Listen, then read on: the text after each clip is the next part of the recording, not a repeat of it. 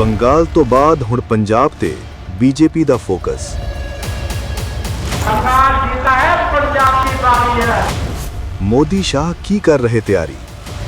अगर पंजाब को नशे से कोई मुक्त कर सकता है तो केवल और केवल नरेंद्र मोदी और भारतीय जनता पार्टी।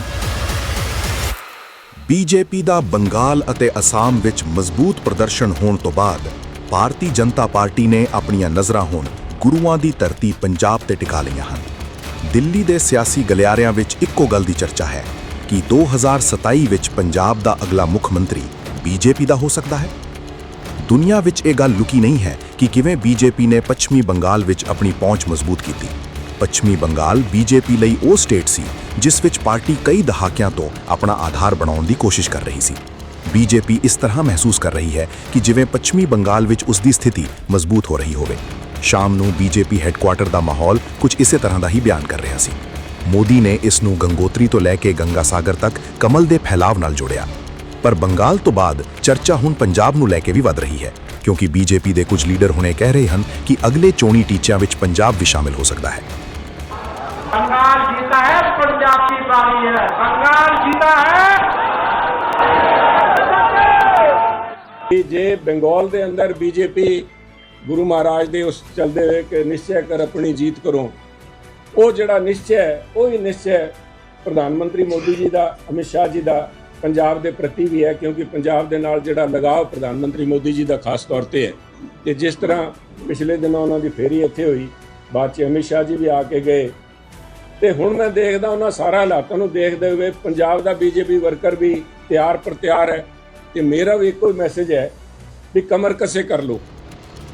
ਪੰਜਾਬ ਬੀਜੇਪੀ ਦੇ ਕਾਰਜਕਾਰੀ ਪ੍ਰਧਾਨ ਅਸ਼ਵਨੀ ਸ਼ਰਮਾ ਨੇ ਵੀ ਪੋਸਟ ਪਾ ਕੇ ਇਹ ਸੰਕੇਤ ਦਿੱਤਾ ਕਿ ਪੰਜਾਬ ਵਿੱਚ ਪਾਰਟੀ ਆਪਣੀ ਭੂਮਿਕਾ ਵਧਾਉਣ ਦੀ ਕੋਸ਼ਿਸ਼ ਕਰ ਰਹੀ ਹੈ, ਪਰ ਕੀ ਇਹ ਸੰਭਵ ਹੈ?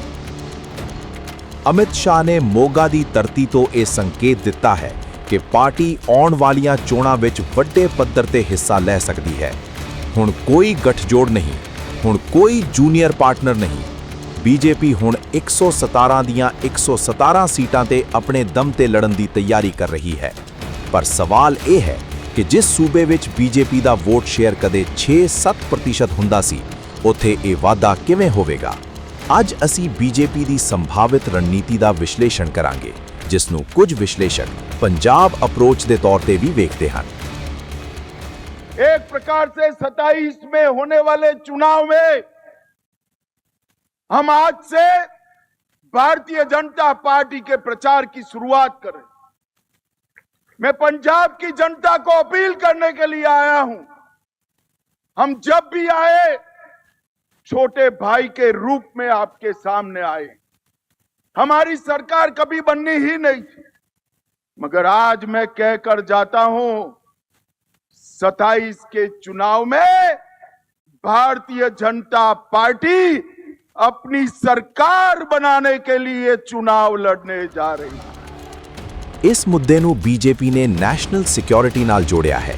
ਉਹਨਾਂ ਦਾ ਤਰਕ ਹੈ ਕਿ ਪੰਜਾਬ ਇੱਕ ਬਾਰਡਰ ਸਟੇਟ ਹੈ ਅਤੇ ਇੱਥੇ ਨਸ਼ਿਆਂ ਦਾ ਫੈਲਣਾ ਦੇਸ਼ ਦੀ ਸੁਰੱਖਿਆ ਲਈ ਚੁਣੌਤੀ ਹੋ ਸਕਦਾ ਹੈ। ਇਸ ਨੈਰੇਟਿਵ ਰਾਹੀਂ ਬੀਜੇਪੀ ਉਹਨਾਂ ਪਰਿਵਾਰਾਂ ਤੱਕ ਪਹੁੰਚ ਬਣਾਉਣਾ ਚਾਹੁੰਦੀ ਹੈ ਜੋ ਇਸ ਸਮੱਸਿਆ ਤੋਂ ਪ੍ਰਭਾਵਿਤ ਰਹੇ ਹਨ। आप हमें आशीर्वाद दीजिए, हमारी ताकत बढ़ाइए। अगर पंजाब को नशे से कोई मुक्त कर सकता है तो केवल और केवल नरेंद्र मोदी और भारतीय जनता पार्टी।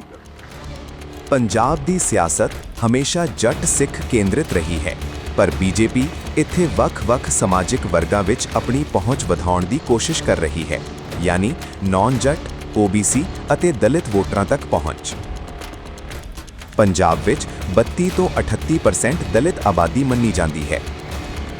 ਬੀਜੇਪੀ ਦਾ ਫੋਕਸ ਹੁਣ ਵੱਖ-ਵੱਖ ਸਮਾਜਿਕ ਸਮੂਹਾਂ ਤੱਕ ਪਹੁੰਚ ਬਣਾਉਣ ਤੇ ਹੈ। ਹਰਿਆਣਾ ਦੇ CM ਨਾਇਬ ਸਿੰਘ ਸੈਣੀ ਨੂੰ ਪੰਜਾਬ ਵਿੱਚ ਵਿਸ਼ੇਸ਼ ਜ਼ਿੰਮੇਵਾਰੀ ਦਿੱਤੀ ਗਈ ਹੈ ਤਾਂ ਜੋ OBC ਵੋਟਰਾਂ ਨਾਲ ਸੰਪਰਕ ਮਜ਼ਬੂਤ ਕੀਤਾ ਜਾ ਸਕੇ। ਇਸ ਦੇ ਨਾਲ ਹੀ ਕੁਝ ਨੀਤੀਆਂ ਦੇ ਜ਼ਰੀਏ ਵੱਖ-ਵੱਖ ਵੋਟਰ ਗਰੁੱਪਾਂ ਨੂੰ ਜੋੜਨ ਦੀ ਕੋਸ਼ਿਸ਼ ਕੀਤੀ ਜਾ ਰਹੀ ਹੈ। ਬੀਜੇਪੀ ਦੀ ਇੱਕ ਮਹੱਤਵਪੂਰਨ ਰਣਨੀਤੀ ਇਹ ਵੀ ਮੰਨੀ ਜਾਂਦੀ ਹੈ ਕਿ ਵੱਖ-ਵੱਖ ਪਾਰਟੀਆਂ ਤੋਂ ਆਉਣ ਵਾਲੇ ਨੇਤਾਵਾਂ ਨੂੰ ਆਪਣੇ ਨਾਲ ਜੋੜਿਆ ਜਾਵੇ। 2026 ਤੱਕ ਅਸੀਂ ਦੇਖਿਆ ਕਿ ਕਈ ਨੇਤਾ ਵੱਖ-ਵੱਖ ਪਾਰਟੀਆਂ ਤੋਂ ਬੀਜੇਪੀ ਵਿੱਚ ਸ਼ਾਮਿਲ ਹੋਏ। ਕਾਂਗਰਸ ਤੋਂ ਕੈਪਟਨ ਅਮਰਿੰਦਰ ਅਤੇ ਸੁਨੀਲ ਜਾਖੜ ਪਹਿਲਾਂ ਹੀ ਬੀਜੇਪੀ ਦੇ ਚਿਹਰੇ ਬਣ ਚੁੱਕੇ ਹਨ। ਇਹ ਸਿਰਫ ਲੀਡਰਾਂ ਦੀ ਜੁਆਇਨਿੰਗ ਨਹੀਂ ਹੈ, ਇਹ ਵਿਰੋਧੀਆਂ ਦੇ ਸੰਗਠਨ ਨੂੰ ਪ੍ਰਭਾਵਿਤ ਕਰਨ ਦੀ ਕੋਸ਼ਿਸ਼ ਵਜੋਂ ਵੀ ਦੇਖਿਆ ਜਾਂਦਾ ਹੈ। ਬੀਜੇਪੀ ਚਾਹੁੰਦੀ ਹੈ ਕਿ 2027 ਤੱਕ ਪੰਜਾਬ ਦੇ ਲੋਕਾਂ ਨੂੰ ਇਹ ਮਹਿਸੂਸ ਹੋਵੇ ਕਿ ਉਹ ਇੱਕ ਸਥਿਰ ਵਿਕਲਪ ਪੇਸ਼ ਕਰ ਰਹੀ ਹੈ। ਬੀਜੇਪੀ ਤੇ ਹਮੇਸ਼ਾ ਐਂਟੀ ਸਿੱਖ ਹੋਣ ਦਾ ਇਲਜ਼ਾਮ ਲੱਗਦਾ ਰਿਹਾ ਹੈ।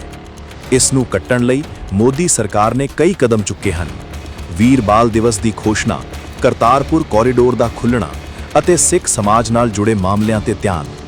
ਰਵਨੀਤ ਬਿੱਟੂ ਵਰਗੇ ਨੌਜਵਾਨ ਚਿਹਰਿਆਂ ਨੂੰ ਅੱਗੇ ਕਰਕੇ ਬੀਜੇਪੀ ਇਹ ਸੁਨੇਹਾ ਦੇ ਰਹੀ ਹੈ ਕਿ ਉਹ ਸਿੱਖ ਭਾਈਚਾਰੇ ਨਾਲ ਜੁੜਨਾ ਚਾਹੁੰਦੀ ਹੈ। ਪਰ ਸਿੱਕੇ ਦਾ ਦੂਜਾ ਪਹਿਲੂ ਵੀ ਹੈ। ਬੀਜੇਪੀ ਲਈ ਪੰਜਾਬ ਕੋਈ ਬੰਗਾਲ ਜਾਂ ਆਸਾਮ ਨਹੀਂ ਹੈ। ਇੱਥੇ ਕਿਸਾਨ ਅੰਦੋਲਨ ਕਾਰਨ ਬਣਿਆ ਭਰੋਸੇ ਦੀ ਕਮੀ ਇੱਕ ਵੱਡੀ ਚੁਣੌਤੀ ਹੈ। ਪੇਂਡੂ ਸਿੱਖ ਇਲਾਕਿਆਂ ਵਿੱਚ ਬੀਜੇਪੀ ਅਜੇ ਵੀ ਪੈਰ ਜਮਾਉਣ ਲਈ ਸੰਘਰਸ਼ ਕਰ ਰਹੀ ਹੈ। ਦੂਜੀ ਗੱਲ, ਪੰਜਾਬ ਦੀ ਲੜਾਈ ਮਲਟੀ ਕਾਰਨਰ ਹੈ। ਆਪ, ਕਾਂਗਰਸ ਅਤੇ ਅਕਾਲੀ ਦਲ ਤਿੰਨੋਂ ਫਿਲਹਾਲ ਮਜ਼ਬੂਤ ਖੇਤਰੀ ਤਾਕਤਾਂ ਹਨ। 18-19% ਵੋਟ ਸ਼ੇਅਰ ਤੱਕ ਪਹੁੰਚਣਾ ਇੱਕ ਗੱਲ ਹੈ, ਪਰ ਸਰਕਾਰ ਬਣਾਉਣ ਲਈ 35% ਤੋਂ ਵੱਧ ਵੋਟਾਂ ਚਾਹੀਦੀਆਂ ਹਨ।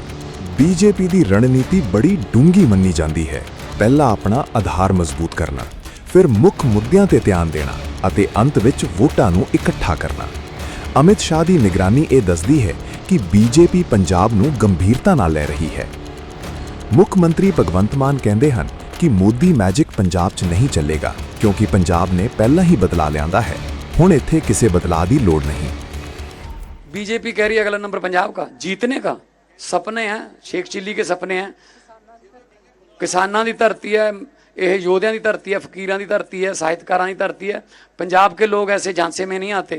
पंजाब के लोग जो हैं वो बहुत पॉलिटिकली अवेयर हैं, बहुत सियाणे लोग हैं और वो देख के परख के वोट डालते हैं। ऐसे नहीं, इससे पहले भी बीजेपी जो है एक सीट है उनके पास और लोकसभा की तो है ही नहीं। तो पंजाब में भूल जाएं कि वो SIR कर लेंगे या नकली वोट बना लेंगे, असली वोट जो है काट देंगे या नकली असली काट देंगे किसी पार्टी की। फिर उसके बाद ये वो तिमका इमका जो भी इनको आता है काम बंगाल में किया होगा या बिहार में, मुझे नहीं पता। लेकिन पंजाब जो है वो स्टेट अलग स्टेट है, पंजाब का कल्चर और है। ਪਰ ਕੀ ਪੰਜਾਬ ਬੀਜੇਪੀ ਨੂੰ ਇੱਕ ਮੌਕਾ ਦੇਵੇਗਾ ਕਿ ਡਬਲ ਇੰਜਨ ਸਰਕਾਰ ਦਾ ਨਾਰਾ ਪੰਜਾਬ ਦੇ ਖੇਤਾਂ ਵਿੱਚ ਗੂੰਜੇਗਾ? ਤੁਹਾਨੂੰ ਕੀ ਲੱਗਦਾ ਹੈ ਕਿ ਬੀਜੇਪੀ ਪੰਜਾਬ ਵਿੱਚ ਆਪਣੀ ਸਰਕਾਰ ਬਣਾ ਸਕਦੀ ਹੈ? ਆਪਣੀ ਰਾਏ ਕਮੈਂਟ ਵਿੱਚ ਜ਼ਰੂਰ ਦਿਓ। ਵੀਡੀਓ ਨੂੰ ਲਾਈਕ ਕਰੋ, ਸ਼ੇਅਰ ਕਰੋ ਅਤੇ ਪੰਜਾਬ ਦੀ ਸਿਆਸਤ ਦੇ ਅਜਿਹੇ ਹੋਰ ਡੂੰਘੇ ਵਿਸ਼ਲੇਸ਼ਣ ਲਈ ਸਾਡੇ ਚੈਨਲ ਨੂੰ ਸਬਸਕ੍ਰਾਈਬ ਕਰੋ।